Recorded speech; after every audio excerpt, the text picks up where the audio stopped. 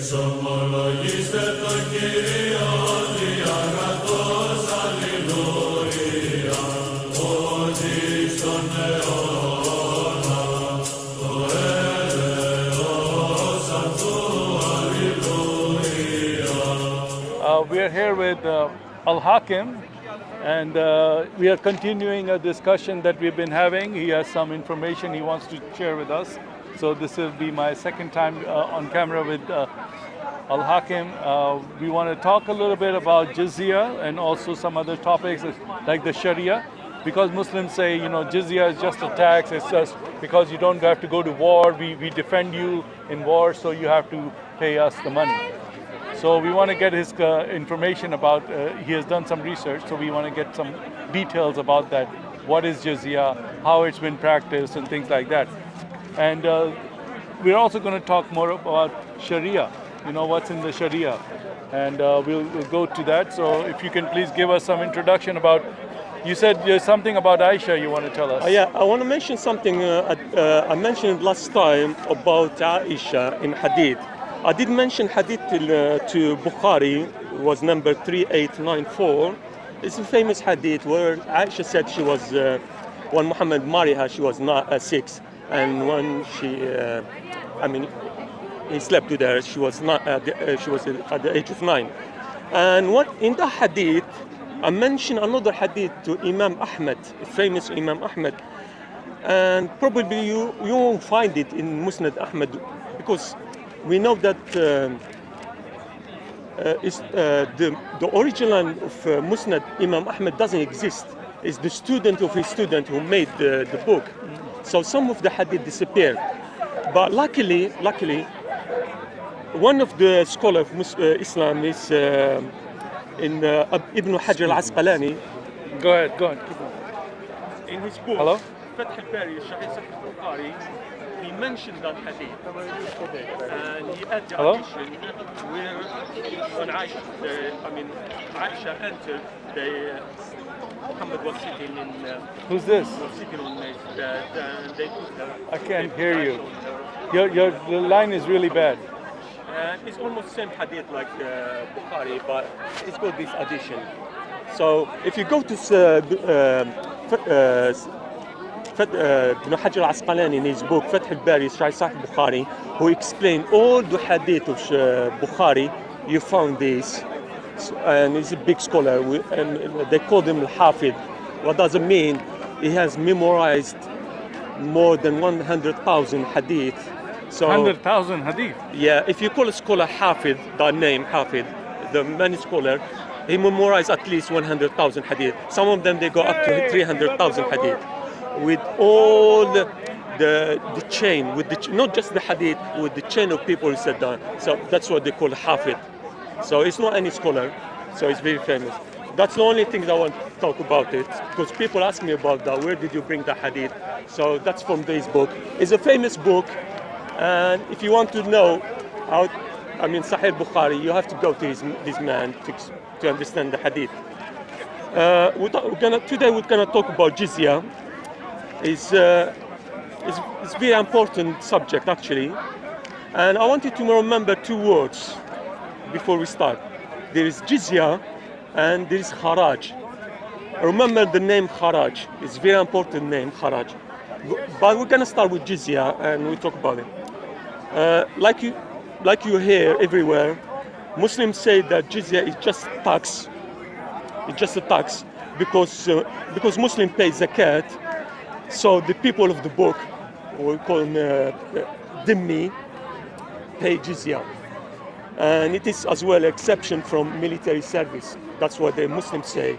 So we have to know that Jizya, the word Jizya, is mentioned only once in Quran, only once, without any explanation. Allah didn't explain anything, He just mentioned the word.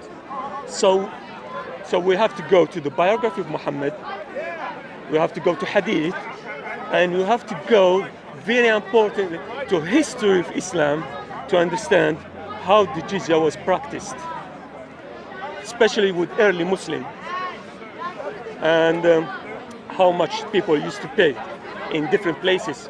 It wasn't same like in Yemen or in Iraq or in Egypt wasn't the same amount, or Libya.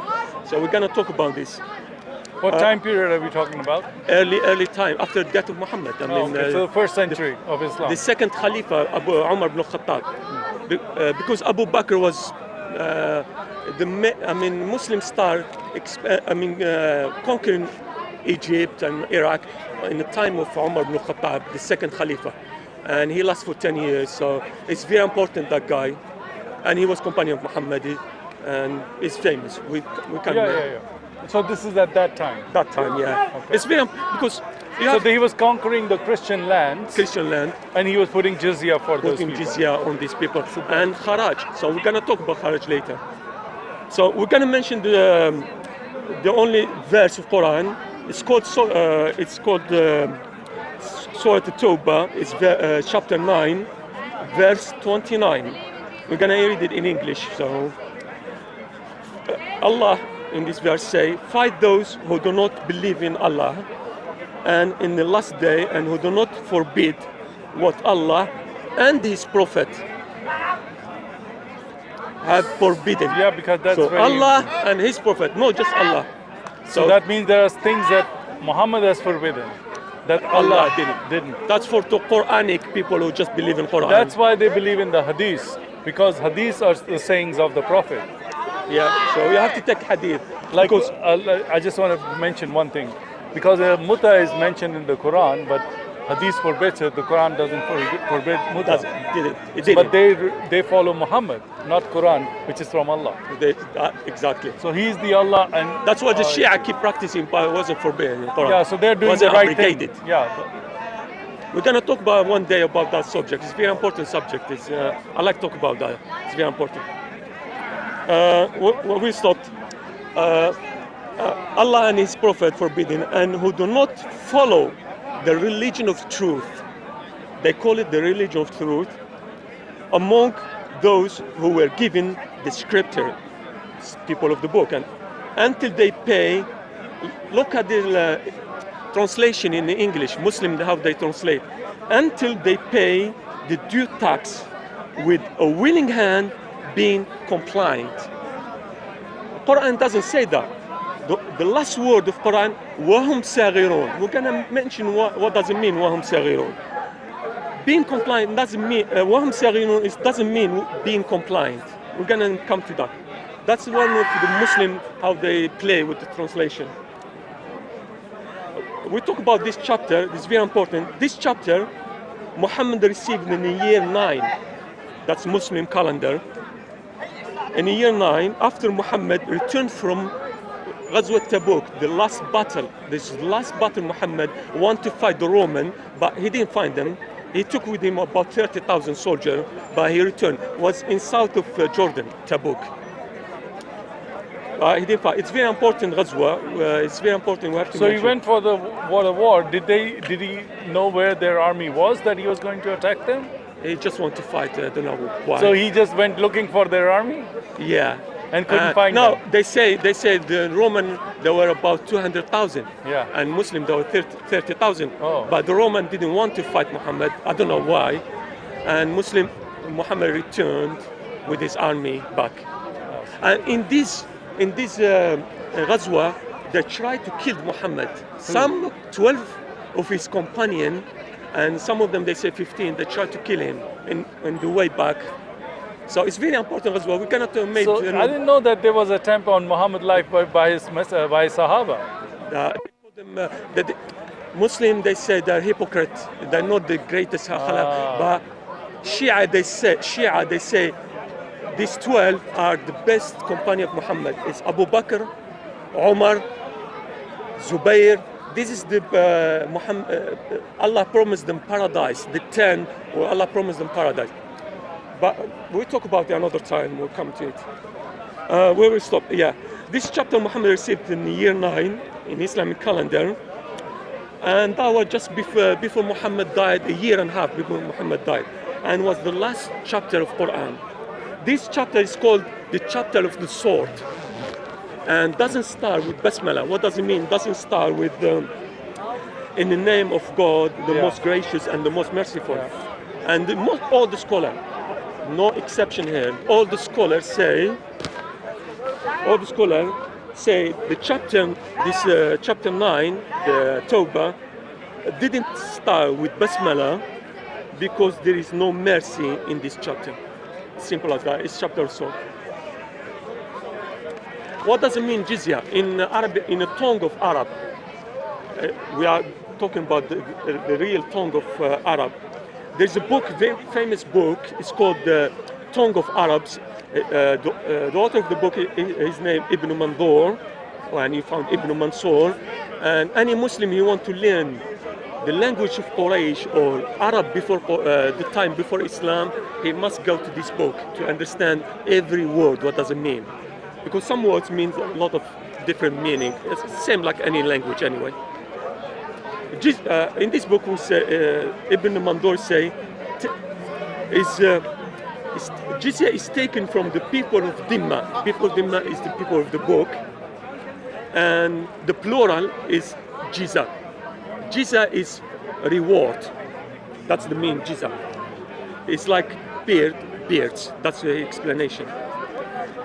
In the Hadith, Jizya was mentioned in more than one place, and it's the money on which the people of the book conclude a pact, and it is an act of recompense, as if it were a reward from its attitude was a reward for Muslim for not killing the people of the book. What does it mean? I will explain it. Jizya is a reward from Muslim. That is a reward from Muslim to the people of the book for not killing them. So if you pay me jizya, my reward for you is not killing you. Did you get it? Yeah, it's called protection money. That's it. That's what the gangsters do. They say exactly. Like in India, a lot of places, gangsters would come to the shopkeeper and say, we'll keep you from getting robbed. Just take care of us, and they pay weekly to them. That's exactly Italian mafia. That's right. That's what they do. And they took it from Muslim actually. The history say even the name so mafia. Okay. Mafia name it came from Arabic word. Ma'fi. Ma'fi means to forgive. Yeah, if you pay me jizya, you're ma'fi from. Oh, so that's where the word mafia comes from. That's exactly the word mafia. Wow, you know what? That's very interesting. That makes my day. I learned something today. Mafia comes from the Arabic word mafi. So if you pay me jizya, you're mafi from. So you're mafi being killed. Mafia, Italian mafia? Yeah, the word comes from Arabic mafi. Mafi said there's nothing. That's what it's called. No, mafi means what? Nothing. Huh? Nothing. We return. Jizya for the scholar. We talk about the scholar. What the scholar said about jizya. So we mentioned the meaning in Arabic. What does it mean? Let's say what the scholars say. I'm gonna take just Baghawi. It's very famous. Why the scholar, not the Quran, my friend?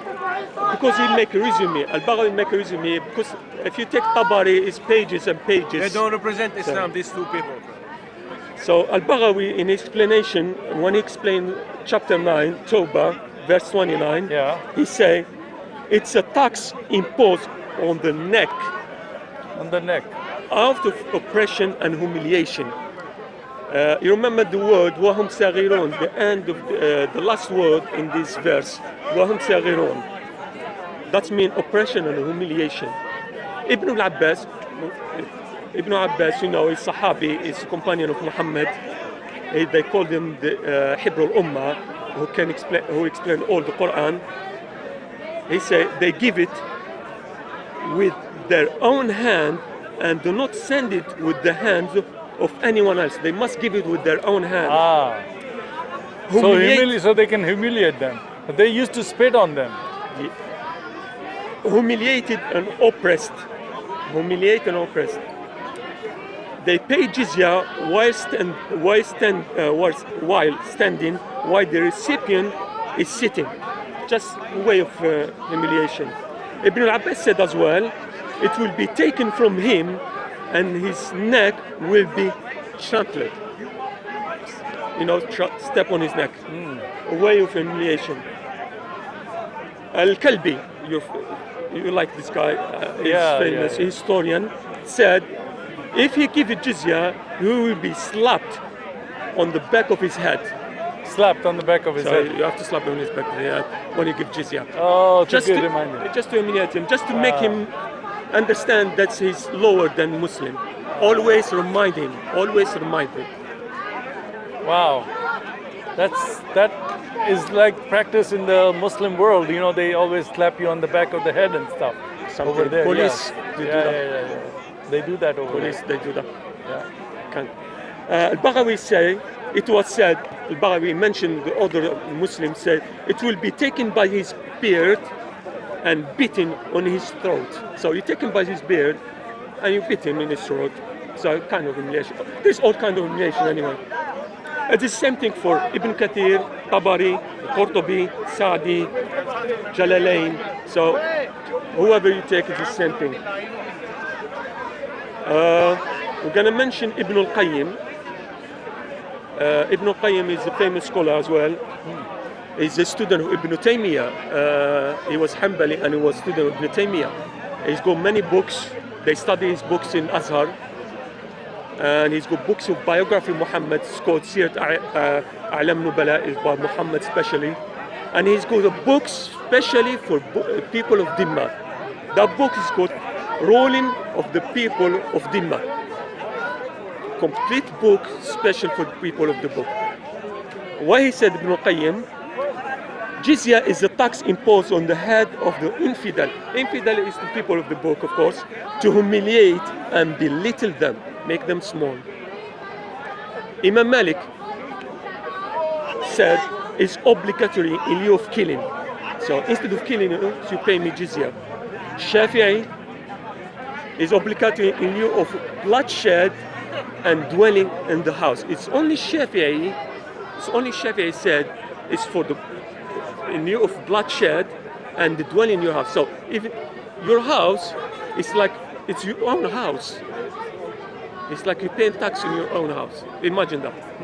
But just Shafi'i mentioned this. That's an exception. And in Shafi'i, like in Egypt, you go to Egypt, 80% Muslim are Shafi'i. So North Africa, there's so many Muslim Shafi'i. Tabari. If we take just one example of Tabari. Tabari said that they are humiliating and oppressed. The humiliated and despicable person is said to be insignificant. So that's Tabari. Ibn al-Qayyim, we say Ibn al-Qayyim in his book, The Ruling of the People of the Dhimma. Because Ibn al-Qayyim is Hanbali, he follow Imam Ahmad, so he got a lot of knowledge of Imam Ahmad. Mention one of the things Imam Ahmad said. Imam Ahmad said in the book of Ibn al-Qayyim, they were drugged in their hands and sealed in their neck if they didn't pay the jizya with humiliation. People of the book. What does that mean? If a Christian or Jew, he paid jizya, but he doesn't show humiliation. You drag him and you mark him on his neck. You know what you mark this? Like tattoo or something. Yeah. Okay. Yes. Wow. That's Imam Ahmad said, no me, no any Christian or. Wow. And Ibn Qayyim mentioned him in his book. You can go to his book and find. Prove that the word jizya is a bad word. Why is jizya is a bad word? I've got, the proof is I'm going to mention a very important book. That book is called Sunan al-Kubra lil-Bayhaqi. That book, if any Muslim want to study Islam, Sharia, and be good, and he want to be judge or to teach Sharia, he must study that book. Is that book online? Can you find it online in Arabic. In Arabic, so you can Google translate that book. Yeah, it's called Sunan al-Kubra lil-Bayhaqi. In the page 216, volume 9, chapter, the Arab Christian are subject to double jizya. So, page 216, volume 9, the Arab chapter, the Arab Christian are subject to double jizya. So, jizya double. He mentioned the story of Arab, the Christian of Bani Taghlab. Bani Taghlab is Arab Christian, lived in Arab Peninsula, in East Arab Peninsula. and there were some of them in Iraq as well. It's a big tribe. So the Christian of Bani Taghlib rejected the name. They rejected just the name Jizya with Umar ibn Khattab when he was Khalifa. He asked them to pay the Jizya. They said, we are Arab, because they speak Arabic. We are Arab and do not pay what the no-Arab pay, but take from us as the same what you take from Muslim. So zakat, because it's a bad word, so they didn't want to call it jizya. They want to Umar ibn Khattab, they say, okay, we pay you that money, but don't call it jizya, call it zakat. Umar ibn Khattab, of course, he said, no, zakat is for Muslim, you're no Muslim. So this Arab said, increase whatever you want in the name of zakat, not in the name of jizya. So just increase it and we pay it, but don't call it jizya. So Umar ibn Khattab did, and he accepted. Really? They show how it's just about money, that's all. Oh. And I mean, you can conclude a lot of things from this story. So these are reliable sources, yeah? That guy, any Muslim university they study Sharia, they must study that book. And there are 4 books mentioned, very important. One of them is this book, and there's another book we're gonna mention later. So Ibn Qayyim as well, I'm gonna mention Ibn Qayyim in his book. People of Dimma said it was Umar ibn Khattab made it double. So Ibn Qayyim mentioned the same story in his book, Ruling of People of Dimma, mentioned the same story, and he said Umar ibn Khattab made that jizya double, and he called it zakat instead of calling it jizya. And we said Saghirun, Muslim, we go to the. We said the Muslim one, they translate the Quran and say being compliant. That's wrong. Wahum saghirun is a bad word.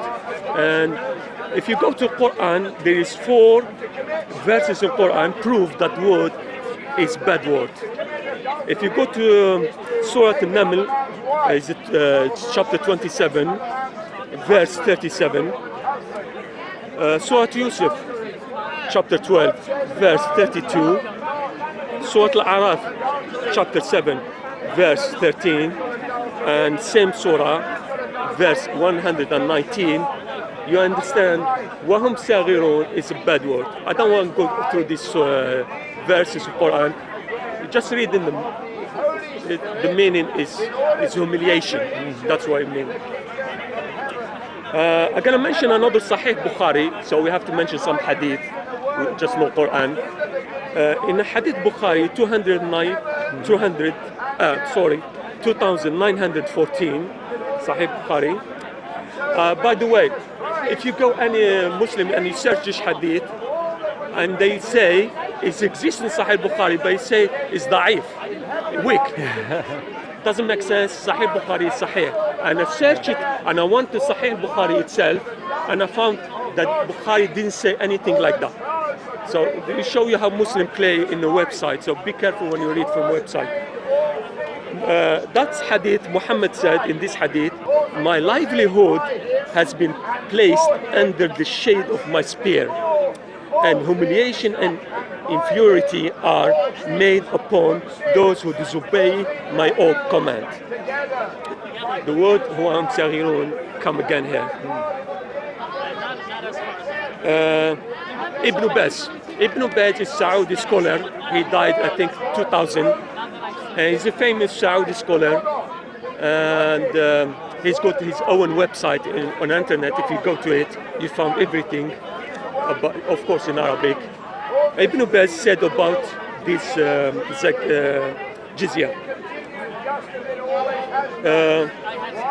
Humiliated, despicable, miserable.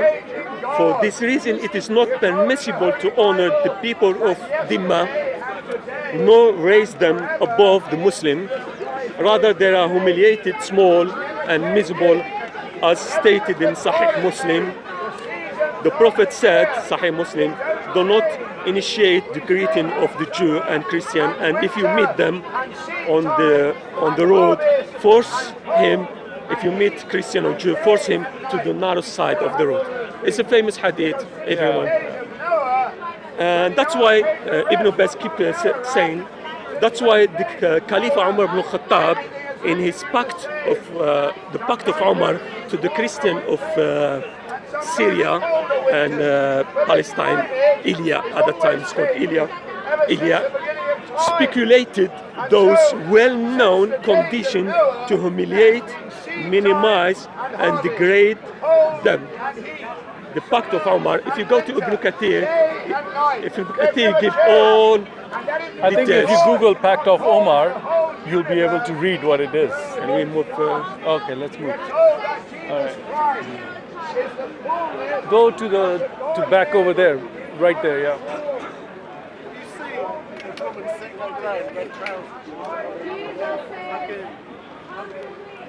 Just go a little bit further because you can still hear them. Okay, this is a little bit quieter. Try to. They will be looking for their cameras, right? Let's see. Yeah, just stay there. Okay. All right, that's fine. Yeah, they can remove these later. Yeah. All right. So we mentioned with the Pact of Omar, and if you go to Ibn Kathir, you found details. It's such humiliation. Omar put in his pact with the Christian in their land. Imagine their own land, and he put this condition. And we're not going to mention I mean, if you problem most Christian, they know about it, and Muslims try to hide it. They show you only the second part of this part. They don't show you the main part. The amount of jizya, how much jizya you have to pay. We go back to Baghawi as well, when he explained. As for the amount of the jizya, the minimum is 1 dinar. 1 dinar is a gold piece, is 4.5 grams of gold. But that's quite expensive. Of course, it's gold, so the time of... Yeah. And it's not permissible to reduce it. No. And this is by whom? Umar? The time of Umar started with Umar. And after that, they increase it. We're going to talk about that. And the dinar is accepted from both the poor and the rich. Even the poor must pay. Unless that poor doesn't have anything, so you can ask him, so that's obvious. Listen what the Shafi'i said. If they were asked more, they have to pay it. So Jizya, there is no limit on it. It's up to the governor, a Muslim, the leader. Ruler. Yeah, because there's no explanation in the Quran, so Allah wasn't interested to explain it. He was just talking about Muhammad divorcing this, marrying that. So he wasn't interested in other things. Whatever. 2/3 of Quran about Muhammad's story with his wife. It's his sex life. That's all Allah cared about. True. Okay. Some of the scholar, Al-Baghawi keeps saying that, some of the scholar of the opinion that some of the scholar, Al-Baghawi mentioned them, say for the rich person must pay 4 dinar, the average person must 2 dinar, and the poor 1 dinar. That's some of the scholar, Al-Baghawi mentioned them. I don't know their name, but probably Tabari, who knows. And jizya is for every adult male in the family. What does it mean? The father, he has got 2 or 3 sons, and the rich age of puberty, he pay for each head. Not for a woman, of course, not for a woman, and not the very old man. A Sheikh al-Fani, they call it. The man who can't work, he can't pay. But every adult, he must pay. So a house can get up to 10 dinar dahabi, 10 piece gold a year. Let's do a comparison between zakat and jizya. Let's see the comparison between jizya. What about zakat? Comparison between zakat and jizya. A Muslim does not pay zakat except in the money that has been acquired for a year. What does it mean? The minimum is 85 grams of gold. if you've got 85 gram, let's say you've got 85 gram of gold in the bank or in your house, cash. A whole year must turn on this money to pay. What does it mean? If for example, before the end of the year, 12 months, you had to use some of it, and you have to use 10% of it for some reason, for medicine or some, you don't pay Jizya. You don't zakat. Zakat. You don't pay. So Muslim, it's flexible somehow. Okay. So that's very fair and very easy for them to handle. Yeah, it's not like a big burden. In agriculture, if Muslim had the land to practice agriculture, he must produce more than 653 kilogram of product to start paying jizya. If he produces less than that, he doesn't pay jizya. If someone has got sheep or cows or camels, for sheep you have to go to start from paying jizya is from 40 and above. Okay, so if you have 39 sheep, you don't pay jizya. If you go 40, jizya or zakat. Sorry, zakat. I keep making yeah. the same mistake. Don't confuse everybody. Sorry. Yeah, okay. We're talking about zakat, so for Muslim. So let's say you've got 40 sheep, and before the end of the year, before 12, one of them died. You don't pay zakat. It's become 39. And between that's just for information. So from 40, if when you reach 40 sheep, you pay just one sheep. That's your zakat, one sheep a year. Yeah. From 40 to 120, above 120, you give 2 sheep. And when you reach 200, above 200, you give 3 sheep. So it's not very expensive. And for cash, I forgot this. For cash, it's 2.5%. If you go like we said, the amount is 85 gram of gold. The value depends on countries. The value of zakat you have to pay is just 2.5. Zakat is very vast. You have books and books about zakat. We can't go through that. And so the comparison between zakat and jizya. And let's say, I had to talk about zakat to know the idea of zakat. So we can compare it to. Let's compare it. Let's compare zakat to jizya. Because they say it's very fair. Because we pay zakat, you pay jizya. That's exactly. That's why I want to mention. Zakat, you have the whole year must turn money or your product. Jizya, no condition. No condition. You have to. You have to pay. Even if you were sick, you couldn't do any agriculture, and you couldn't make any product or nothing. As long as you've got some money, you have to pay it. So you have to pay it. It's not like Muslim. He's got like this amount of money. Like if it's a Muslim, he has a land and he was sick, he couldn't cultivate the land. He don't pay zakat. Yeah, but if I'm Christian and I have land, I cannot cultivate because I have a problem or something. Yeah, you pay jizya. You pay jizya. The only condition you don't pay jizya when you are really, you don't have any money at all. Of course. No sin. I mean, you're just totally to eat. To eat. That's the only condition.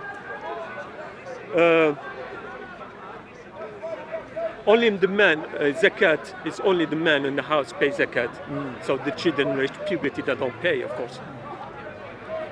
Jizya, no. Only every male, even if you've got sons, reach puberty, and they could reach about 12 years. Who knows? Yeah. Well, if they have pubic hair. Every head. If they have pubic hair. Yeah, that's one of the conditions as well. We know the story coming from. So if they got so many few sons in the house, you pay for every one of them, unless they've got their own house. So about children, it's not easy to get even now it's difficult. So this is the difference between zakat and jizya. So you found out it's not fair at all. Muslim is got this flexibility of paying zakat. And the other things, if Muslim doesn't pay zakat, it's not there's no punishment for that. They only take it from him by force. Now they don't do it, of course. There is no khilafah, there is no such thing. They only take it from him. But Christian or Jew, he risks his life. If they don't pay zakat, jizya, he get killed straight away. It's a pact. You sign that, you agree to that, you have to pay it. You don't pay it, you've got money, you don't pay it, it's death straight away. And you give it with the humiliation. Muslim he give it with So honor. why is it that Islam is so obsessed by humiliation? Yeah, that's a good question. You know what I think? Because Quran mention Muslims are the best people of the world. Yeah, the best people are not humiliators. Humiliators are people who are humiliated but themselves. Allah insulted the Jews and the Christians all the time in the Quran. They say like they're like dogs. They're not clean. They're not, the Jews like Back home they say only the really low people use like bad language, yeah. right? So why is Allah? He's a low person. He's using bad language for other people. I don't know. Like Muhammad, if he's a secure prophet of God, he is not going to come and preach this kind of humiliation and all that. Did the Bible ever preach humiliate your enemies? No. Even in the Old Testament? I read it, no. No. So it's like humiliation because Muhammad was humiliated as a child. His parents never liked him. His father wasn't there. His mother, gave him away, and then he never felt like very much valued. Nobody valued him. There's something I want to mention. It's outside this. When Muhammad when he started his, I forget the hadith, the number of hadith, but the hadith exists. Sahih. When Muhammad started in Mecca, people of Quraysh, the noble people of Quraysh, they come to his uncle Abu Talib, and they say, you have to speak to your, son of your brother, Nephew. your nephew, and ask him to stop what he's doing. Insulting our idols. So Abu Talib asked Muhammad, and he called him, and he said, why are you doing that? Abu Talib went to Muhammad. I think that Sahih Bukhari, I forget you go Ibn Kathir, he mentioned that story. I read in Ibn Kathir actually. And Abu Talib called Muhammad, and he said, why are you doing that? They're complaining about you. And Muhammad said to his uncle, I want him to say just one word, who is Ashhadu an la ilaha illallah wa ashhadu anna Muhammad Rasulullah. And all the Arab and all the Christian in the world, they can how do you say, obey them, obey Quraysh. He wanted things for Quraysh actually. That's why I think, and Muhammad was sent just to Quraysh. Muhammad in his mind, when he started da'wah, he started to Quraysh. Yeah. And his idea was for Arab Quraysh to make them, probably want to make them very high, better than the rest of Arab in Arab Peninsula and better than Roman and Persian. That's why I think. That's probably, I could be wrong, but that's what I think. Because there is another hadith, and that's what happened when Imam Ahmed mentioned it, I forget the number. When Muhammad returned from Ghazwat Tabuk, the last Ghazwa, the last battle, when he returned, Imam Ahmed said, in his Musnad, Imam Ahmed said, Muhammad, he was happy when he's returned, because they tried to kill him. He was happy when he's returned alive, probably. He said, I was given 5 things after Ghazwat Tabuk. So before Muhammad died, 1 year and a half, he said this hadith. And he found that hadith in Sahih Bukhari. But I think Bukhari changed it. And he said it when Muhammad was early da'wah, when he started Islam. But Imam Ahmed mentioned when Muhammad returned from Ghazwat Tabuk, Muhammad said, I was given 5 things. These 5 things is the spoil of war. The spoil of war, spoils of war, yeah. Yeah. And I was sent to the whole world, not just to the Arab Quraysh. So that just 1 year and a half before he died. And Imam Ahmed mentioned it when Muhammad returned from this Ghazwa. Doesn't prove that Muhammad probably at the beginning was just for Quraysh. It's can make sense, doesn't it? But we're gonna talk about it one day, but that's just outside the subject. So, because what happened, when you take Imam Ahmed and Bukhari, many hadith, you found them similar, but you found out that Bukhari cut the hadith sometimes. He don't mention the whole hadith. And Imam Ahmed, he's got no problem, he just mentioned the whole hadith, the story. What time period was Imam Ahmed? Well, Imam Ahmad was born before Bukhari, 30 years before Bukhari. Oh, so it's also 200 years after Muhammad. No. No, he was born, Imam Ahmad, I can't remember. I think he was born something like 100 years after Imam Muhammad. Oh, okay. I think Yeah, 100 but that's years before still Muhammad. too late. So how does he know these stories? But he was in Medina, and they were the sons of the companions alive. So he took from them hadith. So Muhammad had so many companions. Their sons become scholar in Medina, and Imam Ahmad took from them hadith. So he go to them, he go to Mecca, he go to especially Medina, and he go to Iraq. There was some Imam Ahmad, like we know Sahih Muslim, we know Bukhari, but why don't we know Imam Ahmad? You don't know, but Muslim No, but Sunni. is his Ahmad- hadith considered Sahih hadith? They consider Imam Ahmad the first one who started writing hadith and taking the Sahih, the only Sahih. Yeah, but why before don't Bukhari? okay, listen, why don't Muslims quote Imam Ahmad so much? Why do they quote Bukhari when they quote He hadith? just become famous. That's all. Because Because if he's the first one, he get the main information No, first. because the then there he condition- should be the. the condition Bukhari made for his hadith are more stronger than Imam Ahmad. You have to take this. Oh, he make a better he made case. It like Bukhari made the condition to take hadith. If I come to you, I take hadith from you. There is some condition you have to. Show that fulfill this is a. to take hadith from you. Uh-huh. And that's why Bukhari is very famous. And they made him famous. The Muslim made him famous. Bukhari, sorry to interrupt. He kept 2%, and he got rid of 98% of the hadith. Yeah, That's one of the reasons why he it's considered. he memorized like 600,000 hadith, and after that he took just the And he got rid of strongest. 98%. Exactly, yeah, true. So for 200 years, they must have been following that 98%. Yeah, he wasn't famous at that time. Bukhari, he became famous just. So what he just said that 98% of the hadiths that Bukhari had, he refused them. yeah, because Right. they, But not- then did not because Ahmad, they're not Sahih. Imam Ahmad have those 98% other No, hadiths? no. He's got more hadith than Bukhari. Imam More? Wow. So In where his are book- those hadiths? In his book, it's called Musnad Imam Ahmad. In his book, So it must he's be got- like a whole library of books if he had so much it's a material. big volumes. Yeah, so many volumes. Wow, okay. But it doesn't mean it's hadith da'if, hadith weak hadith doesn't mean it's not sahih. It just there is this problem. It's kind of like that Yeah, guy. it's just that means that you don't have the right isnad. the Isnad is chain, not the chain there's a of problem with narration. chain. Not because the man is. Yeah. And some of them they say no, that guy used to lie. Oh, that guy was too old, he couldn't remember. So we can't take hadith from him. And it means it passed, doesn't it? It still passed. A Da'i Yeah. hadith has passed. If you do for the good things, you can not use it. 100% confirmed, like a Yeah. Hassan or a Sahih. Sahih. But it still has passed. Pass. Yeah, so it's still acceptable.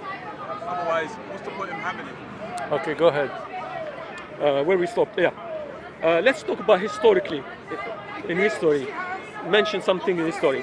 Let's mention something about Libya. What happened in Libya? When Muslim conquered Libya, they conquered Egypt, so they conquered Alexandria. From Alexandria they went to Libya, start for Libya. And the city, they start with city, it's called Barqa. Barqa is Syramiyaka. I think they called the Saramiyaka. I can't remember. But in Arabic it's Barqa. Who conquered Barqa? Amr ibn al-As. Amr ibn al-As is companion of Muhammad. He's the one conquered Egypt. And he conquered Alexandria. He took it. And he moved to Libya. I start with the east of Libya, Barqa. We go to the book, the name of the book, the conqueror of the country. The historian is named Baladri, Al-Baladri, Futuh al-Buldan. Baladri is famous historian, Muslim, mentioned all this Egypt, Libya, all the Iraq, all the Muslim, this country they conquered. When Umar ibn al-As conquered Alexandria and he marched with his army heading for the west, you mean North Africa, of course, until he come to Barqa, this city in Libya, North Libya, close to Egypt. He agreed with the people of Barqa for 13,000 dinar, gold, piece gold, for which they would sell any of their children, whomever they wanted to sell. What does it mean? I will explain it. These people, Amr ibn al-As forced them to pay 13,000 pieces of gold every year. And these people didn't have that much money to pay every year. So he told them, you have to sell your children. All the women. They mentioned just children. And I'm going to mention, the women as well, in different historian. So to pay the jizya, you have to sell your children. So we have to take jizya from you. Simple as that. And Ibn al-As is companion of Muhammad. He lived with Muhammad. If he doesn't understand Islam, so how can we understand Islam now? And he was at the time of Uthman. That was during the time of Uthman ibn Affan. Uthman ibn Affan, he was one of Muhammad promised him paradise, and he married two of his daughters, and he was Khalifa. If Uthman he doesn't understand Islam, how can we understand Islam now? Rightly guided. And Is that he was rightly guarded, yeah? The Four rightly guided. four rightly guarded, yeah. another historian mentioned the same story, and this historian is a famous historian. His name Ibn al-Hakim. He lived in Egypt. His father was a scholar. He followed Imam Malik, and it was the time of the Shafi'i as well. And is very trustworthy historian. Ibn al-Hakim mentioned the same story about the Libyan, and he said he's got some addition. If you go to his book and the conquer of Egypt and North Africa, conquest of Egypt and North Africa, if you go to page 197, Amr ibn al-As wrote to the barbar of Libya. It's not doesn't mean barbar like savage. No. They called them the barbar, the North African. They called them barbar. So Amr ibn al-As wrote to the barbar of Libya in his condition that you must sell your sons and your daughters, like you said, for the tribute you owe, for 13,000 pieces of gold. Jizya, isn't it? Jizya.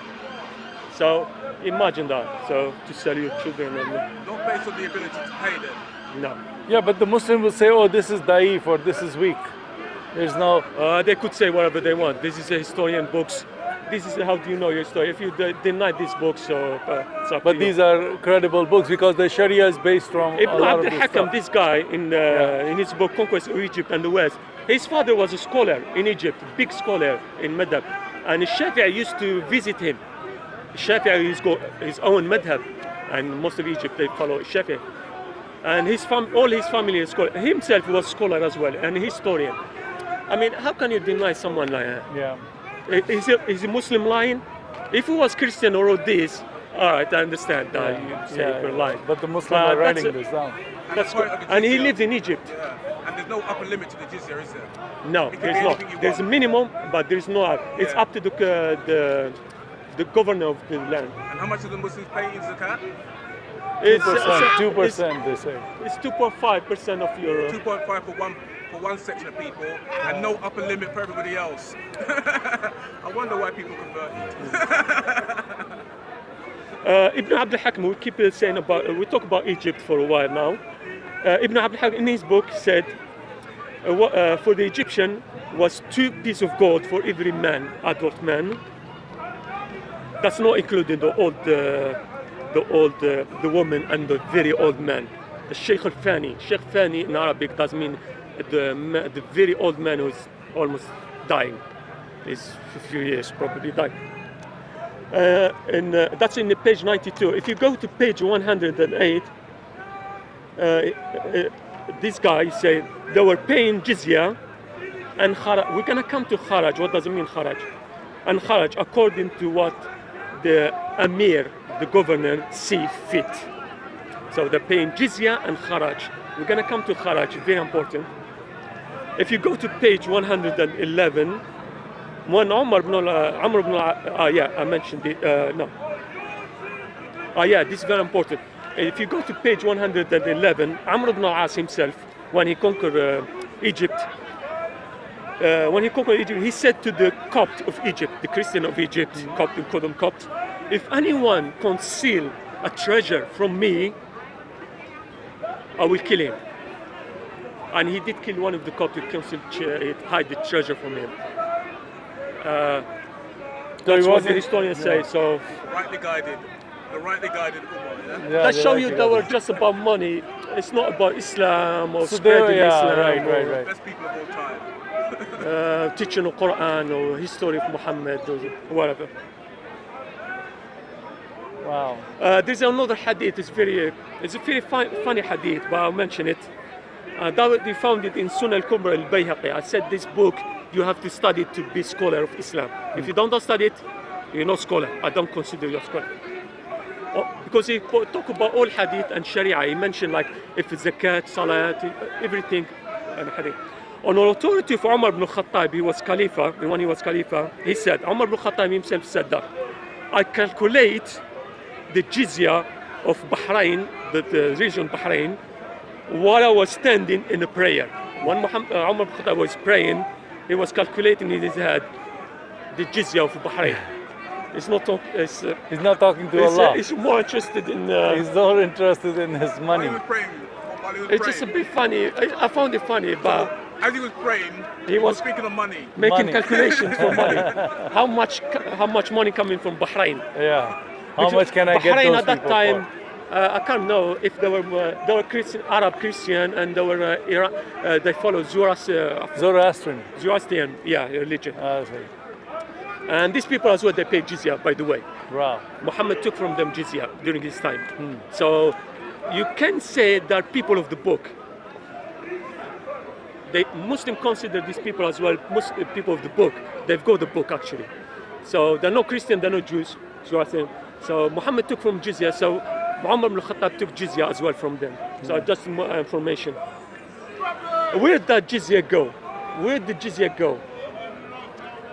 Wife of Muhammad in Medina. Let's mention the wives of Muhammad. Muhammad, when he died, 9 of his wives, they were still alive during time of Umar ibn Khattab. Umar ibn Khattab was given every wife 10,000 dirham. Dirham is silver, no gold. And just for more information, 10 dirham silver is 1 dinar gold. That's the value. 10 silver. So 1,000 golden dinar. Is 1 dinar. Okay. So he was giving him like 1,000 dinar. Oh, 1,000 dinar. So he was giving each wife of Muhammad 1,000 dinar. Of course for a year. But for Aisha, he was giving Aisha and Hafsa 2,000 extra. So Aisha was having some extra money. But after Umar ibn Khattab died, Uthman, when he become Khalifa, he took the extra from Aisha. That's why Aisha hated him. That's what the reason Aisha hate Uthman. Oh, just man. for information. Really? So it was like a bad business deal. And Aisha was like... That's why Aisha doesn't like Uthman. That's why they say one of the cause of Uthman, Uthman was killed. Is because Aisha involved. Didn't kill him, but it was she was messing with her money. Mention how much some of the companions of Muhammad, the people, the Muhammad promised them paradise. Uthman ibn Affan, how much he had when he died. This is you found it. You go on any website or the scholar. They're not afraid. They're not ashamed to say it. Uthman ibn Affan, how much he had when he died? He had 30 million dirham silver. Wow. He had 500,000 dirham gold. Silver now, another 5,000, and he had 100,000 dinar gold piece, and he had so many houses and camels and. Talha ibn Ubayd, he was one of the company of Muhammad. He was living in Medina as well. When he died, he had 2,200,000 dirham and 200,000 dinar gold. This is the money of Egypt and Iraq. So also the money that's the money where they go. From the jizya money. From jizya. How many of these people had jobs? None of them was working. But they were rich. They were rich. No, one of them Muslims say was working. No, the Muslim they say no, they were doing some business in Medina. I don't know what kind of business. But did But they have definitely jobs? not Did they having, have jobs? they're not having Apple. So who gave these figures to you? Microsoft Where did you get those figures that you just Muslim mentioned? Muslim source, and a scholar of Muslim. They mentioned there is some books especially for how much they spend. An historian like these people. They're not shy of it. They say it's okay. What's the problem? Yeah, because some people would say, oh, he made that up. No. If you go and search, I took it from one of the scholar Muslim, one Muslim that did the research in Saudi Arabia, and he made this. It's not just him. There was others as well mentioned the same thing. They made this calculation how much they live when they died. Even one of them is because when they died, they divide their wealth to they divide it. So if he's got wives, so how much one of these wives had, and from that they make how much he had totally. So this calculation is easy to make actually. But my point quickly is that from 610 onwards, none of the Muslims who were following Muhammad had jobs, and they all ended up rich. Yeah, that was just wonder war. how- It's jizya money, jizya money. No, one of them they mentioned. No, this guy is his name Abdurrahman bin Auf. They say he was doing business in Medina. I don't know what kind of business to make him that rich. It's getting cold now. I'm gonna Yeah, take off Abdurrahman soon, he had 3 million dinar gold when he died, and he had so much gold. They say they had to use axes to cut the gold. So much gold he left behind. That's where the money to go to the. So what about the Almost khiraj? finished. We're almost finished. Okay. Just helping me out. All right. There is one thing I mentioned at the beginning, kharaj. The Christian and Jews, they were not paying just jizya. They were paying something else. Jizya is for your head. We explained that. For not killing you. They were paying, yeah, on your head. They were paying what we called kharaj. What does it mean, kharaj? Kharaj, I think you told me. Go ahead, please. You can, Well, what it means is like property tax. yeah. So Yeah. we take, for example, Egypt. They practice agriculture a lot. Egyptian famous before Islam. Yeah. So, and there were so many shops, and yeah. especially in Alexandria. Uh-huh. So these people, if these go land for agriculture, he must give a percentage of that every year to the Muslim. And Kharaj is almost same like zakat. That's the comparison that you compare now, zakat and Kharaj. So if a Muslim pays zakat, the Christian and the Jew, they pay Kharaj, but Kharaj is higher than zakat. So he must pay even if he doesn't work his land. What does it mean? Kharaj is that land now doesn't belong to the Christian. It belongs to the Muslim now. You understand? It's property of Muslim. Yeah. Even if Muslim doesn't live in Egypt, that land it doesn't belong to you. So it's like you paying rent. Yeah. So you're working in your own land. But It's you a pay rent. feudal system. Yeah, feudal system. Yeah. What, I'm not lying. Why I said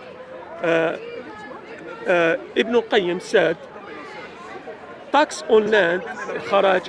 He said kharaj is tax on land, and jizya is tax on the neck. On the neck. Yeah.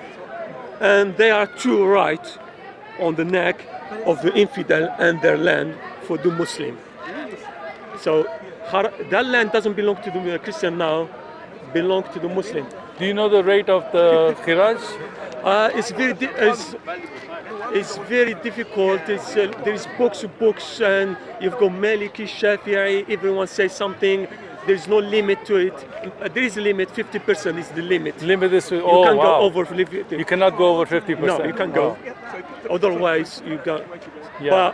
But they want to keep them alive, so they keep getting the money. That's it. If you take too much, exactly. then they cannot make the money for That's you. exactly. You have to be as well clever. Umar bin Clever, Khattab yeah. was clever.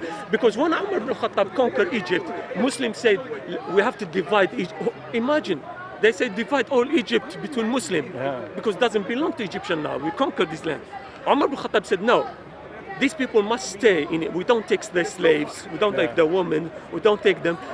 We leave them, work their land. but they pay us the kharaj and they pay a jizya. So they pay that his land is not his land, it's our land. They pay us rent for it, and his shop where he make things or he's got provision. It's not his shop, it's our shop, and he pays us rent for it.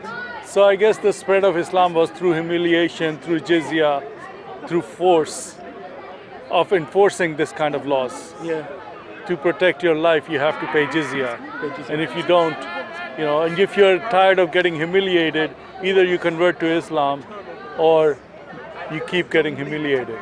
That's Islam. Wow, man, And, that's a religion of peace. And I was gonna mention something very important. If that Christian convert to Islam, like from Egypt, and he goes to Islam, if he convert to Islam, become Muslim, he doesn't pay jizya. But he pays zakat and he pay kharaj. But that land doesn't belong to him anymore now. No. So that land was taken from him, even if he lived and it's his land before Muslim come.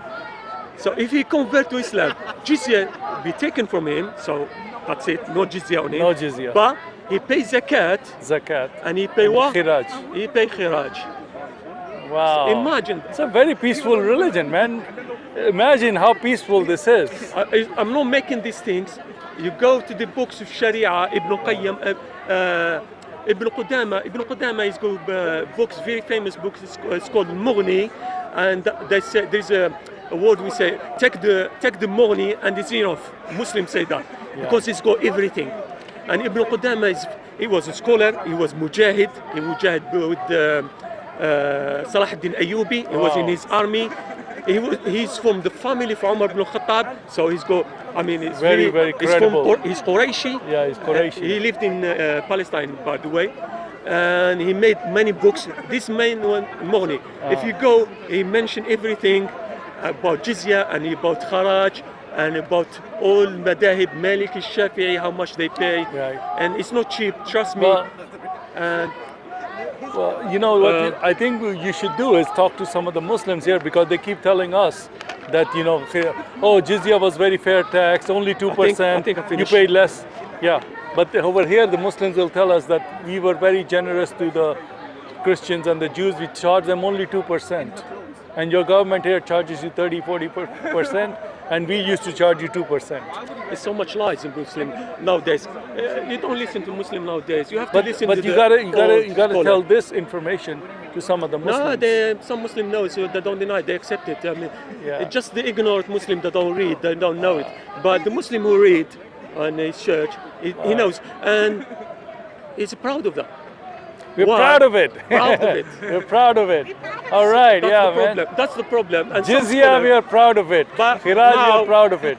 Now Jizya doesn't exist. Kharaj doesn't exist. We know that. So everything disappears. One last point. Didn't they used to come and take the oldest child of the Christians and the Jews also to put them in the army forcibly? The Ottoman did that. The Ottoman did that. But what did they base that on? They took from European, Armenia, and they took the famous stories. But this was based on. I don't know what's to be honest. Because you told me earlier that he came and said you have to sell your children to pay the jizya. Yeah, no, but so they're taking their children. No, don't use him in army. No. They sell them as slaves, of course. Muslims buy them and they sell them to other people, whatever. But they want just the jizya. I forced you to pay 13 in the Libyan, this town in Libya. They forced them to pay 13,000. They couldn't pay it, so they said, "All right, you've got children and daughters, sell them and give us the money." So but Uncle Sam's right. He's got a point that it is part of this whole thing. Yes, that's what I'm saying. Not to be hurt. That's right. So you give us your children. They could sell them, or they could put them. No, they were called Janisars. Jan Nisar mean that you're going to give your life. Jan means life, Nisar means to sacrifice your life. So they were Janisari soldiers who were the personal guard of the Caliph. So he used to get those children to be the Janisars for him.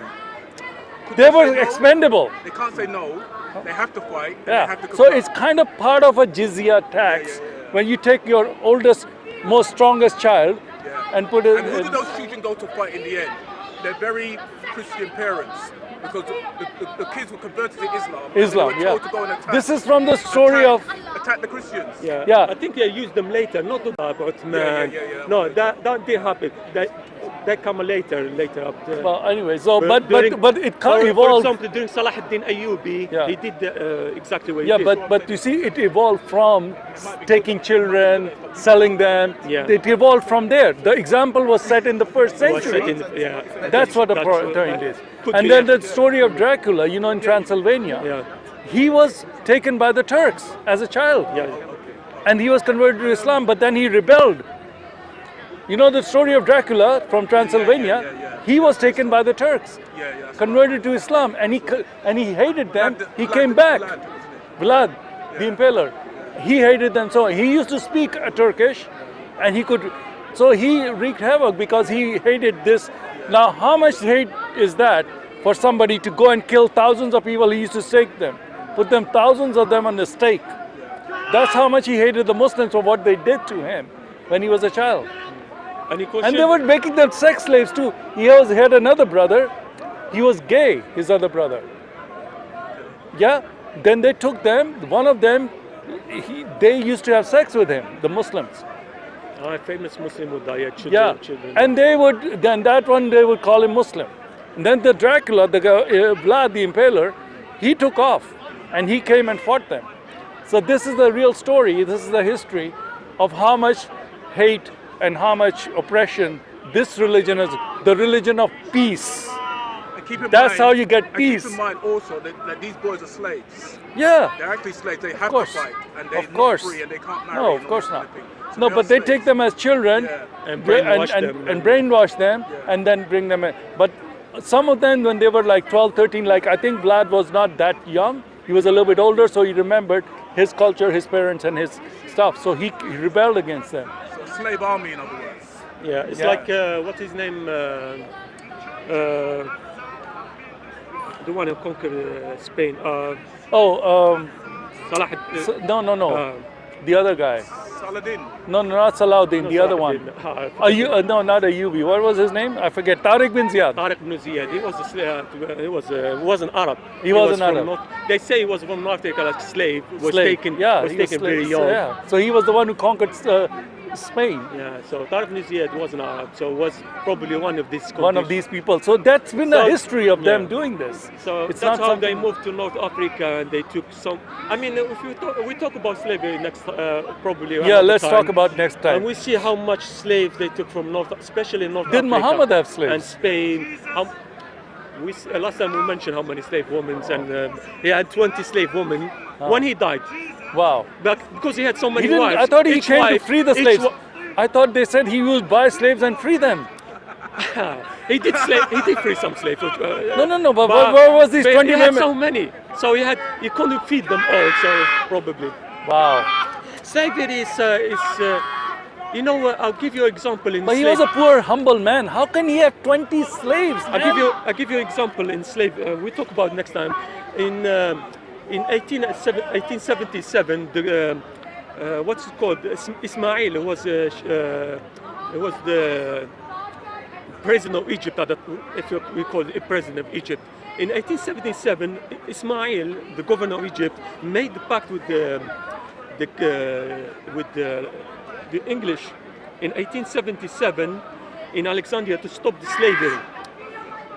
The Azhar, the scholar of Azhar, Muslim Azhar, famous scholar, they criticize him. Why did you do that? They say to him exactly. They say, as long as Islam, Jihad exists, slavery exists. And he told them it's too late. I sign it and I stop the slavery because Ismail he was impressed by the French and the European how their city visited their city. Visited their So city. he wanted to stop. So the he wanted to slavery. be a cultured person. Yeah, he wanted He didn't want to be Egypt a. to make Egypt like the Europe. And they say as long as Jihad exists, slavery exists. But he forced them. He threatened them to put them in jail. They say, okay, we accept. I don't think Islam came to finish Jahiliyyah. Islam came to revive Jahiliyyah. You know what I mean? No. Sorry, but I think Jahiliyyah they had more better character than Islam. Oh man. Trust me. Are you sure? I'm sure of that. Man. I'm sure of that. Even they were slaves, But those people, very wise people at that time, and probably if they continue like that, all the Arab become turned very good. In the Jalaliya period, all the women could inherit, all the women could divorce, all the Well, women had free if speech. the women had no rights, then how did the first employer of Muhammad was a woman? Yeah. Who inherited full wealth, not half. And who was a boss of him? She inherited Yeah. full wealth from her father, even Father. though he had Yeah. two sons. Right. And she inherited full wealth from her second husband, even though he had two sons. Right. And she was one of the richest Women, people, yeah. no, People, yeah. richest Without people her, in without Quraysh. her, Quraysh. he wouldn't have survived to be a prophet. So how does Because that he never work? learned how to do the business. Yeah. So that when she died, the business failed. And she had a father, Yeah. and her father didn't take that money from her. No. She had her Yeah, own. yeah. Have So you heard she of- had the father, and she was free to do whatever she wants. And she had control over men. Now, there's another hadith, and I don't know if it's daif or not. They'll probably say it's daif, where it says that when Muhammad wanted to marry her, to convince her father, they got her drunk. They got him drunk. Sorry. Exactly. So Is that true? it's not. I thought he didn't drink. If Muhammad was a drunk, Yeah, he refused to. He said, "No, I don't. I'm not marrying you to this man, to the orphan." He called him orphan of Abu Talib, and she had to make him drunk. drunk, and then they changed his clothes to put changed his nice clothes. clothes on him to say, "Last night, thank you for getting us married." But yeah, she told her father after getting him drunk that he married her to Muhammad. The last Before, night. he didn't want to. He didn't No, want the marriage. didn't want to marry her. To a man Wow. who's supposed to have the best character. So Muhammad was a drunkard and a fraud. He got his first woman from fraud. and lived off her. He lived off her wealth. Yeah. That's why it's okay to lie if in Islam sometimes. It's He's not the a big deal. best of the, No, you but know, he said that- creation, He man. said that if you invent good information to say good things Yeah. and Yeah, bring yeah. peace between the people, that's not lying. Yeah, that's not lies. That's okay. You know, he was just doing it to marry this woman. She it's okay. needed a husband. Yeah. He was doing her a favor. But have you forgotten something you said last week? The Treaty of Balk. You know, after Egypt Yeah. invaded Sudan, and he made a treaty. Oh yeah, that's about he made a slavery. treaty Yeah. called the Treaty of Balk, BAQT, where the Sudanese where they couldn't defeat the Christian Sudanese, but they told them that they have to give them 360 high-quality slaves. High quality slaves. Yeah, or the jihad won't end. Yeah. That's during the Yeah. time of Uthman ibn Affan. Umar. It was Umar. Umar. It was Umar's armies. No, Umar's army. After they invaded Egypt, because they invaded Egypt in 641, in 642 they invaded Sudan, but they couldn't defeat the Christians, and they made a treaty called the Treaty of Balk, BAQT. I'll check and it. in the Treaty of Balk, they had to give them 360 high-quality slaves. And And the Muslims complained about the treaty. They never complained about the slaves. They complained that they had to stop the jihad, and it lasted hundreds of years. 700 Yeah, 700 it was years. acceptable to all of them. Wow. It's called the Treaty. All right. no, Treaty of Balk. 360 and quality. another 40 for the leader, Muslim Every leader. year, by the way. Every year. Yeah. Or the jihad All right. will end. Let's end the video now. Okay, thank you everyone. And Islam, you can see from the history, only spread by peace and love and flowers. There's no force in Islam. It's right? all about money. Islam. Sex and It's money all about and money. power. All right. Thanks. Thank you. All right. God bless.